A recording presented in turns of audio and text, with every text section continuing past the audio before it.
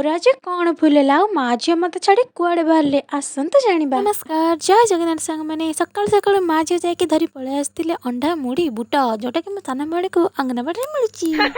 घर को आज अंडाटा आने अंडार तो आज गोटे रेसिपीटे हम मु फटाफट जाकि अदा रसुण पियाज जीरा धनिया को ग्राइंडिंग कर देइथिली। खाली कौन से टमाटो को भी ग्राइंडिंग कर देइथिली। खाली कंसाड़ा धरिकी स्टाइल मारिकी से हलदी लंका गुंड लुण चिकेन मसला आ पानी टिके देके भल भाव गोली देइथिली। आ मो भली एमती भूल बिल्कुल भी करिवरी नले मोरी परिका अवस्था आपणकर भी हबो।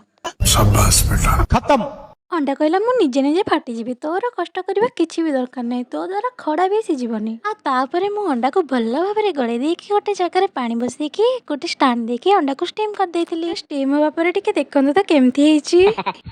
तापरे अंडा और सिझा आलू को पीस पीस करके काटी देइथिली। तापरे कड़ाई बसैकी नेइथिली तेल जीरा गोटा गरम मसला और पियाज पियाज टिके हे आसला रे मु पकेइथिली लंका गुंड जहा द्वारा कि हम तरकारी रे बढ़िया कलर आसीबो। तापरे सेथिरे मु अदा रसुण पेस्ट हलदी पानी लुण देकी भल भाबरे कसी देइथिली। तापरे सेथिरे टमाटो प्यूरी और टेस्ट पाई चिकन मसला टिके पकेइ देइथिली। तापरे सिझा आलू और अंडा को पकेइकी भल भाबरे टिके कसिकी सेथिरे पानी दे देइथिली फुटिया पाई।